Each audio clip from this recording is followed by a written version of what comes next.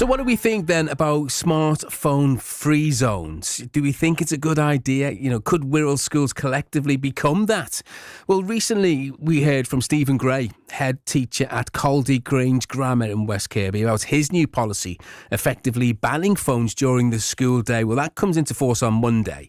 And campaigners from Smartphone Free Childhood, which is a grassroots movement to support parents delaying giving their child a smartphone, hope a meeting next week will encourage more schools in the borough to follow suit. But good to know your thoughts on this, actually, about what you think is the best thing to do. Well, Victoria Kazi runs the Wirral branch, and she's on the line now. Good morning, Victoria. Good morning. Thanks for joining us this morning. Huge debate this. I'm sure you probably found when, on your travels. As far as you and your organisations are concerned, smartphones are doing more harm than good for our kids? Well, yeah, smartphones have opened up this communication for children, but they also do have this ability for children to have access to harmful online content. And we also now know there's lots of evidence that they're detrimental to young people's mental health, and that the earlier or the younger that a child gets their first smartphone, the worse their mental health is later on, even as a young adult. It's difficult, isn't it? I've got kids, as a parent yourself, what are your opinions on smartphones, and what are the rules for your own children? Have you found it difficult? Yeah, really difficult. So I've got 4 children, and my older 2 are at secondary school, and they both have smartphones. And when they were coming towards the end of primary school, it didn't really even feel like a decision to us. It was just what everybody did. Everybody got their smartphone ready to go up to secondary school, and it was a bit like buying your new school uniform. You just bought your child a smartphone, and we never really questioned that. And it was only around probably about 12 months ago that I started looking into it a bit more, because I heard a few things in the news and stuff about the harms of smartphones. And Jonathan Hyde, who's an American psychologist, wrote this book called The Anxious Generation that I read, that had loads of evidence in it about how we've seen this decline in young people's mental health over the last 15 years, very clearly since smartphones were introduced. So I then felt like I really didn't want to go down the same line with my younger 2 children, and there was still time to do something about that. And then once I heard about this, the Smartphone Free Childhood campaign, I thought, well, this is perfect. This is like, the music to my ears. And then I've been more involved in that, and they have a parent pact which parents can sign, and that enables parents to know how many other children in their child's school and even in their child's year have also signed the pact and feel the same. So that immediately then reduces this pressure of feeling like you have to buy a smartphone because your child tells you that everybody else has got one. Yeah, that's the big thing, I think, isn't it, for a lot of parents? It's that peer pressure. It's a bit like clothes, isn't it? Yeah. A bit like trainers, and, my friend's got this, my friend's got that, phone, peer pressure all day longer in that sense. So next week then, that's when the meeting starts. What's the aim behind it? So the meeting that we've organised is next Friday. It's at Birkenhead High School Academy.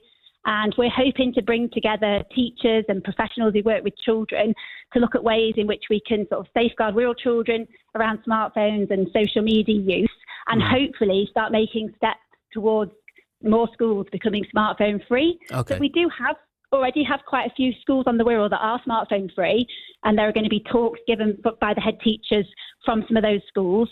And then there's also going to be a talk from Merseyside Police about the sort of online risks faced by children and young people, including things like online grooming and sextortion and the AI-generated harmful content. And then we've also got a talk from Nova Eden, who was she is a smartphone-free childhood regional leader in London, who's managed to spearhead this movement where 350 London schools are all going to be smartphone free from September. So she's going to talk about how she's sort of orchestrated that as well. So we're hoping that that's going to enable other teachers and head teachers who are going to be there to perhaps look at, look at barriers that are there and work out how these can be broken down, and see if they can think about making any, whether we still want to ask the question whether they can make any steps towards becoming smartphone free. Yeah. A couple of things for me here, Victoria. I guess safety probably screams out at me. You know, a lot of parents can see where their children are on their smartphones. They also want to be able to get in touch with them if they're in trouble. How do you overcome that part of, because then it makes the parents anxious potentially? Absolutely. This is a really good question, and we all want children to be safe, and obviously that's really important.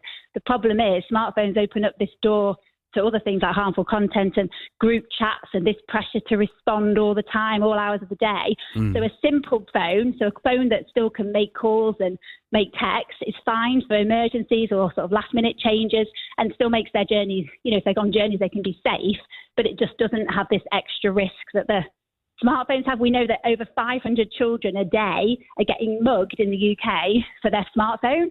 So, Right. you know, we would argue that having just a simple phone potentially actually is safer. And there's also the things like AirTags and GPS watches as alternatives that parents can always use if they really want to track their children to know where they are. Expensive though, the watches and stuff. It's an added expense then, isn't it? Well, it's not as expensive as a smartphone. But Right. a Nokia, simple Nokia phone is about £20 with a SIM card from Asda. I think it's £4 a month. Right, and that okay. still allows them to, be able to make calls and text their friends if they need to. Yeah. One of the things that jumped out for me as well is that this evidence, to show just how problematic smartphones use is in young people, the way it's associated and linked with poor mental health. We're talking depression, anxiety, eating disorders, self-harm, and, sadly, suicide. And one large study shown that the younger the age the child is, the more likely their mental health is going to suffer. Has the horse already left the stable here? Because the smartphones are out there. So obviously, digital technology is important, and smartphones are always going to be there, and our lives are totally led by them as adults, aren't they? But what we know is that if people have them later in life, then they're less likely to affect their mental health. Yeah. So that's why we're just trying to get parents to consider pushing them back a few years before they're introduced. And then it's by then children are more mature and able to kind of manage the distraction, and the accessing this harmful content is less likely to be affected by that. Yeah. So we're bracketing that, aren't we, as prevention is better than the cure, really. Get in there early doors. And just delaying it is the idea. Right, okay. Right, thanks, Victoria. So how can people find out more about Smartphone Free Childhood? It's next week's meeting. It's in Birkenhead, isn't it? Friday the 13th of June, is that right? Yes, it's Friday the 13th of June in the morning at 10 o'clock. We do have a Wirral Smartphone Free Childhood Instagram page and Facebook page that have just been set up this week, which people can find. It's called Smartphone Free Childhood Wirral. And we also have an email address, which is hello@sfcwirral.co.uk.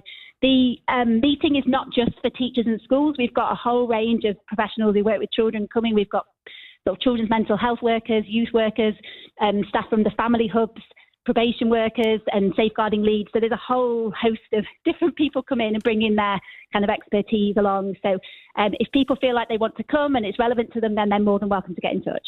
Brilliant. Victoria, great to talk to you. Thanks for your time this morning. Thank you. Victoria Carsey runs the Wirral branch from the Smartphone Free Childhood.